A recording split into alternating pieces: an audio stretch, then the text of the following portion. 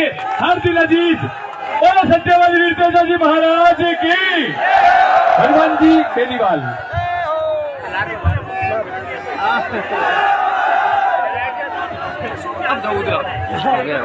अब सामने था सबसे पहले तो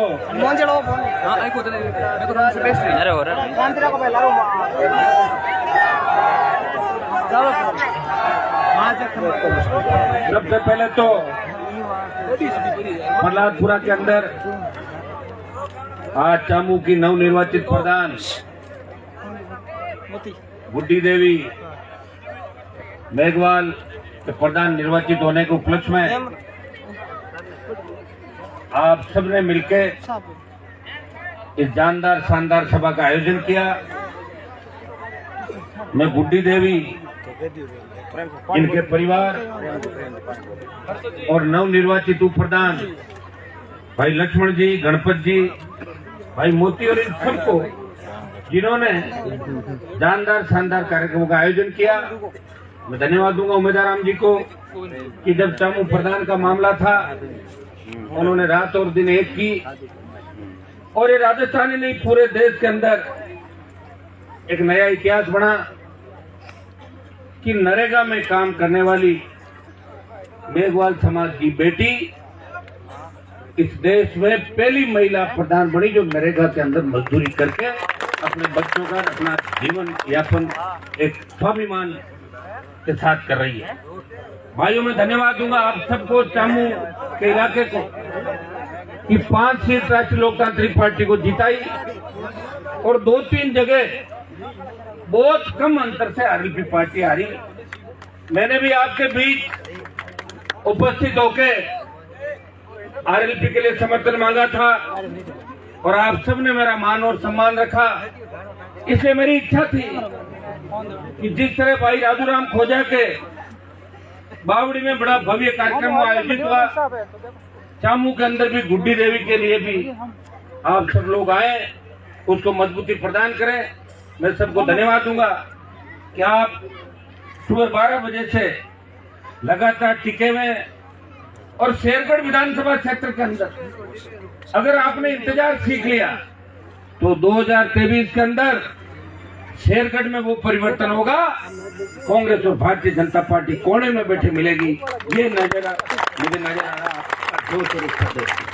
मेरे साथ यहाँ उपस्थित आरएलपी के प्रदेश अध्यक्ष और गोपालगढ़ के विधायक पुखराज जी,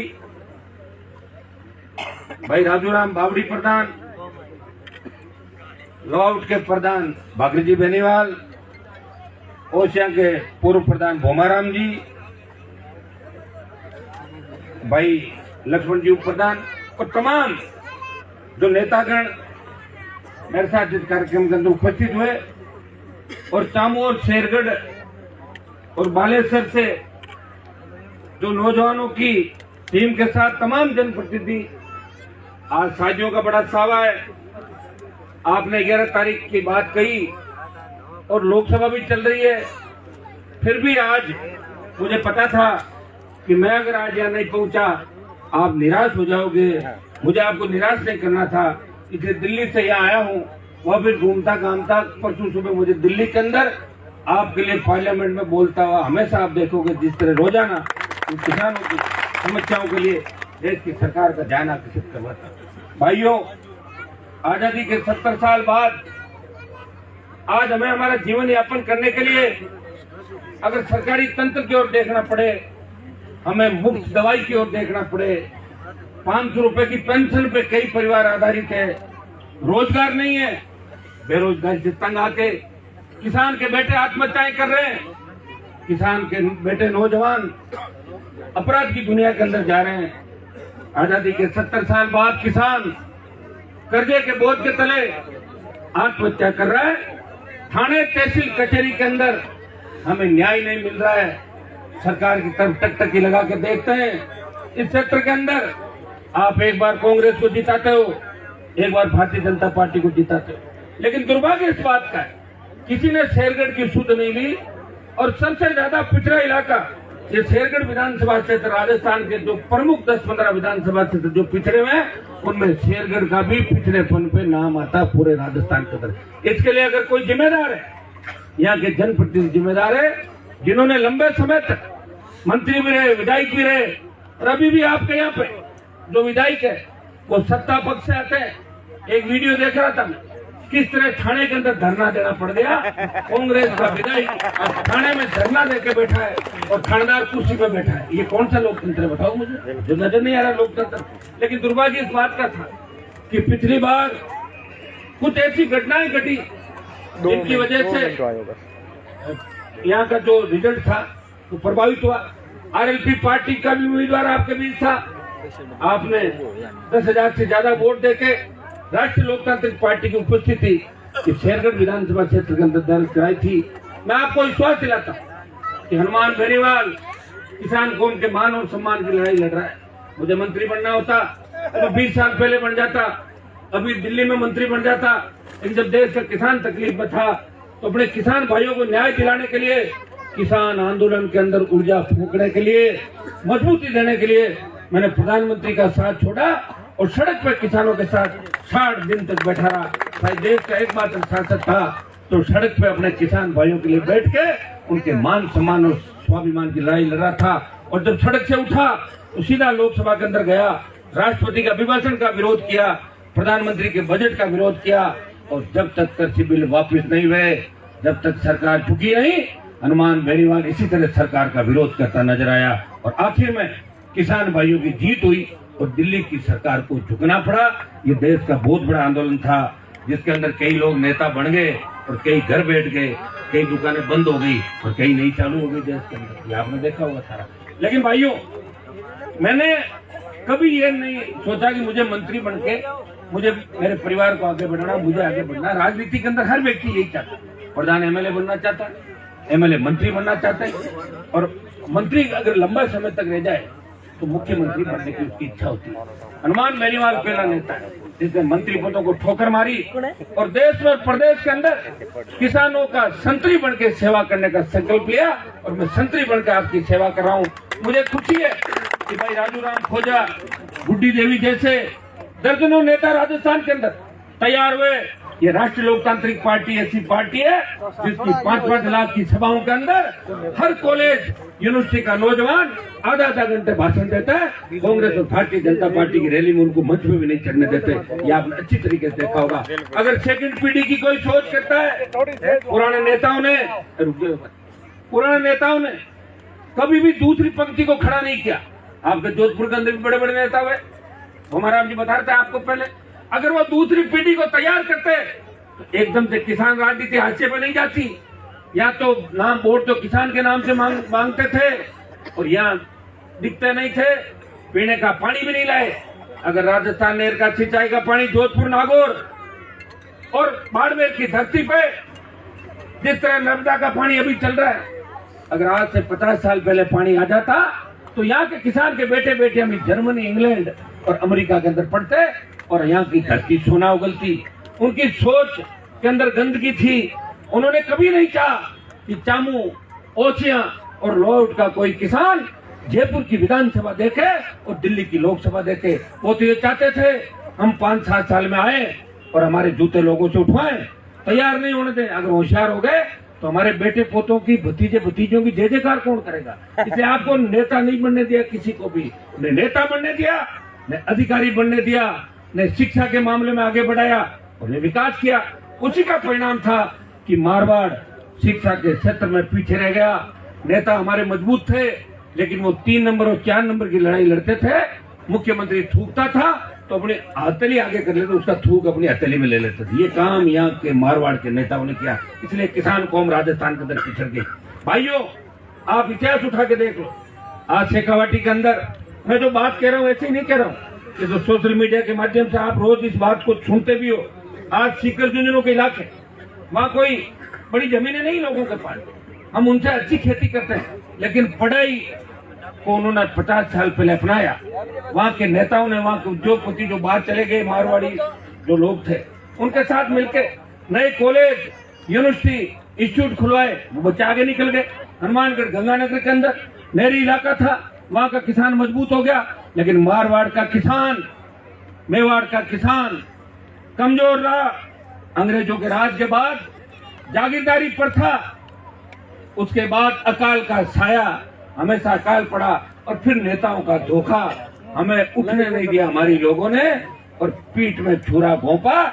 उसी का परिणाम था कि लोग थाने और तहसील में जाने से पहले डरते हैं। गरीब आदमी थाने में इसलिए नहीं जाता कि थानेदार पकड़ के बिठा लेगा 151 में और ये डंडे मारेगा 4। ये स्थिति मारवाड़ राजस्थान के अंदर थी। लेकिन मुझे इस बात का धन्यवाद दो, मैं ये नहीं कहता कानून अपने हाथ में लो, लेकिन जो व्यक्ति निर्दोष है वो थाने में जाने से डरे और बदमाश थाने में पार्टियां करे, और फॉर्च्यूनर वाला तो थाने के थानेदार के गेट के आगे गाड़ी खड़ी करे, और जो गरीब आदमी ट्रैक्टर या मोटरसाइकिल वाला, साइकिल वाला, वो थाने में जाने से डरे। इस व्यवस्था को बदलने के लिए हनुमान बेनीवाल ने संकल्प लिया, और मैं विश्वास दिलाता हूं इन चुनाव के अंदर आपने देखा होगा कहां गई आचार संहिता, ठीक है, मैं जब आया था बाकी सारी आचार संहिता मजबूती, आपको मजबूती देने के लिए आपका भाई आपके बीच खड़ा है। मुझे खुशी है कि आप सब गुड्डी देवी को आगे बढ़ाना चाहते हो। मैं धन्यवाद दूंगा प्रधान, उप प्रधान दोनों को, कि आज इन्होंने पहली बार भाषण दिया, लक्ष्मण भी पहली बार दिया और अच्छा बोले।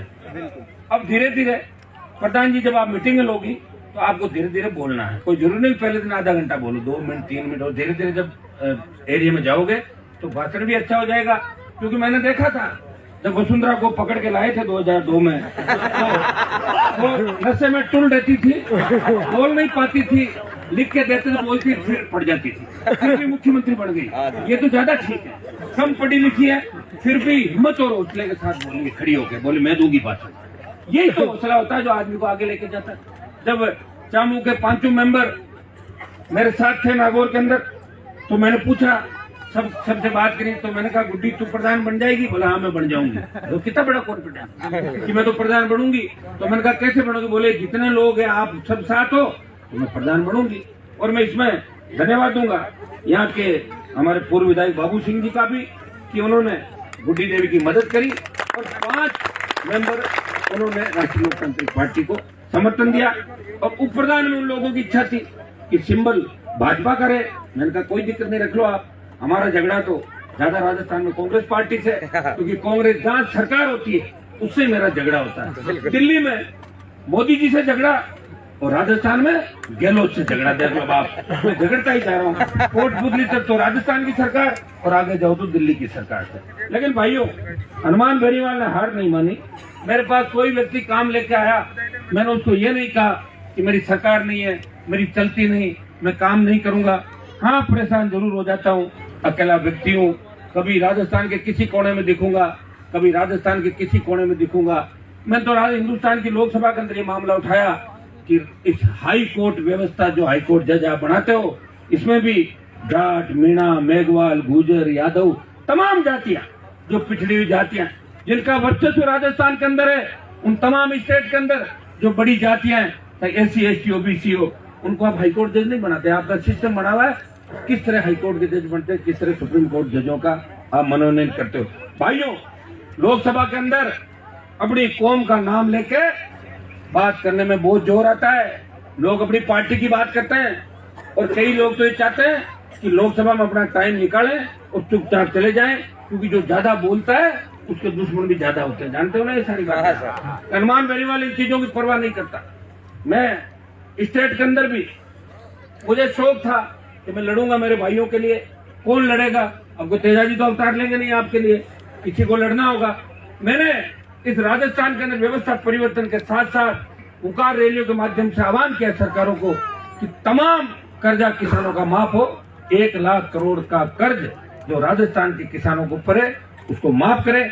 और भाइयों, उन हुकार का ही परिणाम था कि राहुल गांधी जब कांग्रेस के लिए भाषण देना आया, उसने कहा था कि 10 दिन में हम कर्जा माफ कर देंगे। ये मैंने याद दिलाया कर्ज माफी। और ये नागौर से जब हुंकार भरी तो मध्य प्रदेश के अंदर किसानों का बड़ा आंदोलन हुआ। सीने पे गोलियां खा के वहां के किसानों ने इस कर्ज माफी का आंदोलन को हवा दी। मध्य प्रदेश के बाद महाराष्ट्र, उत्तर प्रदेश, पंजाब और राजस्थान के अंदर कुछ कर्जे माफिया भी हुई, लेकिन पूरा कर्जा किसानों का माफ नहीं हुआ। इसलिए कांग्रेस कल रैली कर रही है इसके बाद हम बात करके जोधपुर की धरती से इस बार बड़ी हुंकार भरेंगे कि गहलोत सरकार और राहुल गांधी जो बात कह के गए थे कि कर्जा माफ करेंगे, किसानों का संपूर्ण कर्जा माफ हो, मुफ्त बिजली राजस्थान के किसानों को मिले, आधी दर पे घरेलू उपभोक्ताओं को बिजली मिले, टोल मुक्त राजस्थान हो, रोड टैक्स देते हैं, पेट्रोल डीजल की कीमतें कितनी बढ़ा दी आपने, कितने सालों से बड़ी कीमतें ले रहे हो हमारे से, सड़कों की स्थिति क्या है, टोल भी ले रहे हैं, सड़कें भी टूटी हुई है। भाइयों, टोल मुक्त राजस्थान, बेरोजगारी भत्ता, मजबूत लोकायुक्त राजस्थान के अंदर बने, मंत्री के खिलाफ मुकदमा हो, चाहे एमपी के खिलाफ, एमएलए के खिलाफ या सीएम के खिलाफ, उनके खिलाफ कार्रवाई हो सके, इसलिए मजबूत लोकायुक्त की आवश्यकता राजस्थान के अंदर है।